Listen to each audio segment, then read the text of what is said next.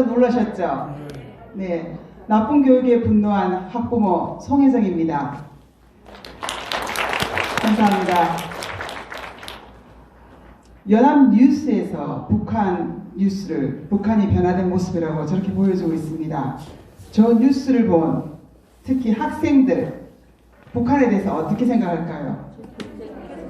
지금 지난주에 연합뉴스에서 한 방송이고요.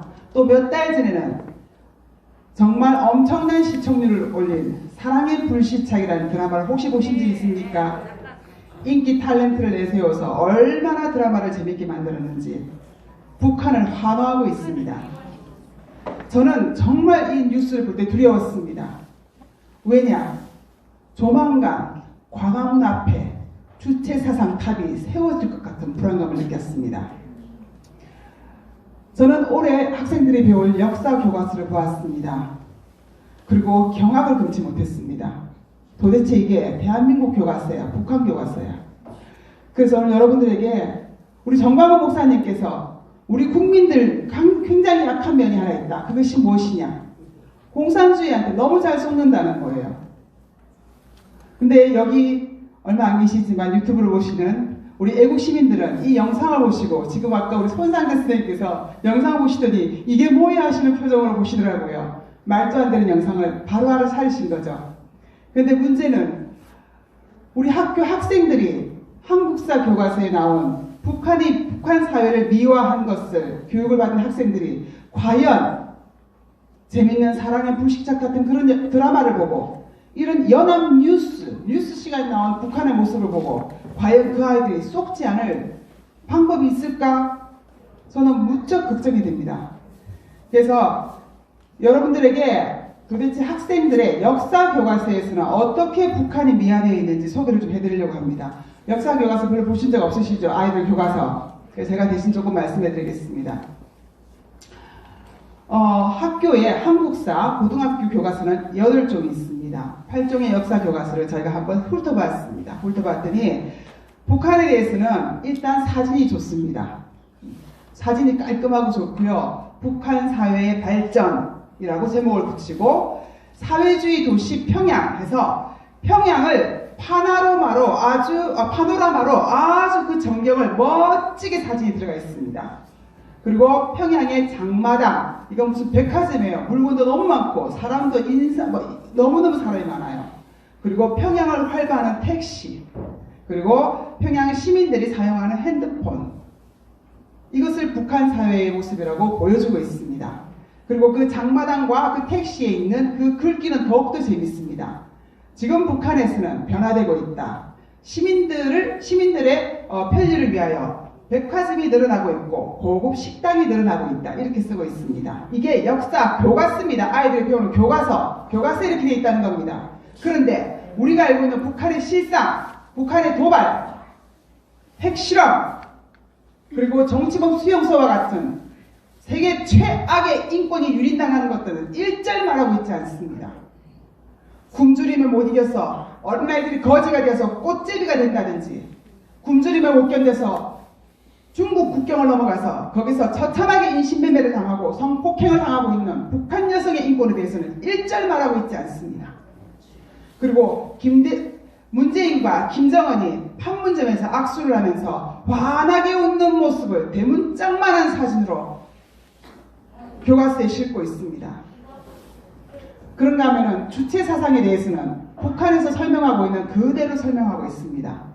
주체 사상의 악마성에 대해서는 전혀 언급하고 있지 않습니다. 주체 사상이 뭡니까? 김일성을 우상화하고 김일성을 신격화해서 어떠한 이견과 어떠한 반대도 받아들이지 않으면서 전 세계의 역사상 유례가 없는 전체주의 독재 이념 아닙니까? 이 이념 속에서 우리 지금 북한 주민들이 어떻게 되어 있습니까? 생지옥과 같은 생활을 하고 있습니다. 그런데 이렇게 북한을 미화하는 이런 교과서로 우리 아이들에게, 우리 학생들에게, 자라나는 학생들에게 북한의 이 김일성 주체 사상이 결국 사람을 우리의 사회를 생지옥으로 만들고 이끌어가고 있다는 것을 어떻게 교육을 할 수 있단 말입니까? 북한이 어떤 나라입니까? 김일성을 신격화하고 김일성을 우상화해서 결국은 세계 노예화 지수 1위인 나라가 바로 북한입니다. 그런데 이렇게 북한을 미화해서 가르치고 이런 식의 뉴스를 보여주고 이렇게 하는데 어떻게 우리 아이들이 공산주의를 한다 그래도 속지 않을 수가 있겠습니까? 우리 정신 바짝 차려야 되겠습니다. 그런가 하면은 도대체 우리 대한민국에 대해서는 어떻게 소개하고 있냐? 대한민국 대통령은 전부 독재입니다. 이승만 독재, 박정희 독재, 전두환 독재, 40년 군부 독재, 전부 독재. 그래서 남한을 설명할 때는 독재란 단어를 8개의 교과서에서 27번을 사용하고 있습니다. 그러나 북한을 설명할 때는 독재로 하지 않습니다. 유일체제. 그래서 이번에 하도 난리치니까 이번에 8개 교과서에서 그 독재란 단어를 3번을 썼는데 그것도 애매모호하게 해서 독재란 단어를 3번을 쓰고 있습니다. 그래서 이승만과 박정희 대통령은 김일성, 김정일, 김정은보다 더 못한 대통령으로 되고 있습니다. 제가 그 교과서를 보면서 어떤 생각을 하는지 아십니까? 도대체 우리의 주적이 누군가? 그 교과서에 나타난 주적은 이승만이었습니다. 이게 도대체 북한 교과서입니까? 대한민국 교과서입니까? 그런가 하면은 우파 대통령들은 전부 범죄를 만들어놨습니다.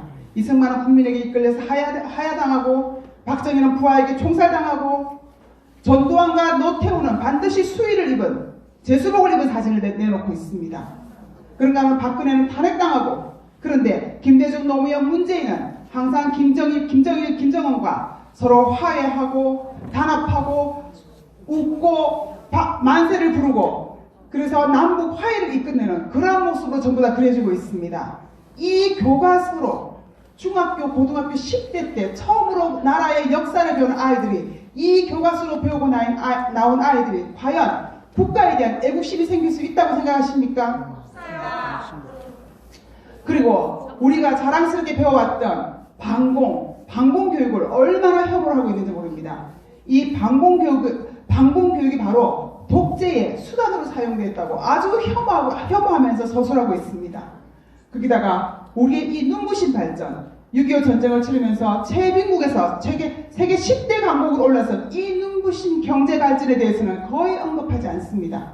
조금 언급해도 반드시 따라오는 말이 있습니다. 그러나 정경유착, 재벌, 달동네, 농촌 파괴, 노동자 착취 이런 식으로 부정적인 것으로 뒤에다 깔아서 도대체 이게 경제 발전이 자랑스러운 건지 부끄러운 건지 구별도 못하게 쓰고 있습니다. 세계사에 큰 업적을 남긴 88올림픽, 한강의 기적 이런 것들 전혀 언급되어 있지 않습니다. 그리고 다른 나라에서까지 수입해 간다는 그 자랑스러운 새마을운동, 이 새마을운동은 거의 조롱거리가 되어 있습니다. 한 예를 들어볼까요? 미신을 타파한다면서 미풍양속을 훼손하고 이 따위로 쓰고 있습니다. 그리고 농촌 경제에 별로 도움이 되지 않았다. 그나마 몇 줄 쓴 것을 이런 식으로 쓰고 있습니다. 이거를 우리 아이들이 지금 교과서를 배우고 있다는 것입니다. 그런데 그 교과서를 또 정교조 교사가 가르치면 또 어떻게 가르칠까 생각보다 정말 끔찍합니다. 그런데 우리가 지금 이 교과서를 피할 수가 없는 거예요. 우리는 아이들을 학교에 안 보낼 수가 없어요. 이 교과서를 아이들 배워야 돼요. 우리는 정말 원하지 않는 교육이에요. 저는 그래서 이 교육을 우리가 절대 원하지 않고 이 반국가적이고 반헌법적인 교육, 우리 아이들이 절대 배우시면 안 되는 교육을 받을 수밖에 없는 학교 현장에서 일어나고 있기 때문에 저는 이것을 교육 폭행이라고 생각합니다. 교육 폭행 중단하라! 중단하라! 그리고 역사 교과서는 한국의 역사를 민주화 투쟁의 역사로 설명하고 있습니다. 저도 586 민주화 세대입니다. 그런데 이 교과서를 보면서 저희가 싸워왔던 그 민주화 투쟁을 다시 한번 생각해 보게 되었습니다. 교과서에 나타난 민주화, 도대체 우리는 어떤 민주주의를 위해서 싸워왔던가? 저는 분명히 자유민주주의, 자유대한민국을 위해서 싸웠습니다. 그런데 그 교과서를 보고 있으면 과연 여기서 말하는 민주화 투쟁이 자유민주주의를 위해서 싸워온 민주화가 맞는가? 제가 의심할 수밖에 없습니다. 제가 잠깐 이 유튜브들이 많은데요. 제 친구들도 이 유튜브를 많이 시청할 것 같습니다. 그래서 유튜브를 빌어서 제 친구들에게 몇 마디 하고 싶습니다. 친구들아, 우리도 민주화를 위해서 열심히 싸웠다. 그런데 지금 이 시점에서 우리 자녀들이 배우는 교과서를 보니 내가 싸운 민주화가 자유민주주의를 지키기 위한 민주화였는지 인민민주주의를 지키기 위한 민주화였는지 분명히 해야 될 때가 온 것 같다. 만약에 우리가 자유민주주의를 위해서 싸운 민주화라면 지금 공산화되고 있는 이 나라를 바라만 보고 있을 수는 없지 않는가? 공산주의와 싸우지 않는 자가 어떻게 자유민주주의를 지키기 위한 민주화 투쟁을 했다고 말할 수 있겠니? 한번 우리가 여지껏 싸워왔던 그 민주화 투쟁에 대해서 한번 깊이 생각해보고, 만약에 우리가 자유민주주의, 자유대한민국을 지키기 위한 민주화 투쟁을 한 진정한 민주화 투사들, 민주화 세대였다면 지금 나라가 공산화되어 가고 있는데 어떻게 우리가 이 나라를 지키기 위해서 나오지 않을 수가 있겠니? 우리 자녀들에게 이 잘못된, 자녀들이 이 교과서를 읽고 우리가 민주화 세대였다고 말하면 우리 자녀들은 분명히, 부모님들은 인민민주주의, 공산화되기 위해서 싸워왔던 것입니까? 물을까 봐서 너무나 겁이 난다. 친구들아, 이 유튜브를 보는 친구들아, 다시 한번 우리가 어떤 민주화를 위해서 투쟁했는지 생각해보고 여전히 변하지 않고 자유민주주의를 위해서 투쟁하기를 바란다. 저희는 이 교과서에서 너무나 분노해서 학부모 단체들이 집회도 하고 시위도 하고 여러 가지 고발도 하고 여러 가지 방법을 취했습니다. 그러나 주사파 정권이 권력을 잡고 있는 한 이 교과서를 변화시킬 힘이 전혀 없습니다. 우리가 이 쓰레기 같은 교과서로부터, 이 교육 폭행으로부터 우리 자녀들을 구해내기 위해서는 반드시 이 정권을 우리가 타파해야만 할 것입니다. 그렇지 않으면 우리 자녀들을 이 교육 폭풍 속에서 무참하게 짓밟히게 내버려둘 수밖에 없지 않겠습니까? 여러분 어떻게 하시겠습니까? 우리 자녀들을 교육 폭행으로부터 구하시겠습니까? 그냥 얻어터지게 내버려 두시겠습니까? 그리고 1200만 우리 기독교인 여러분들에게 말하고 싶습니다.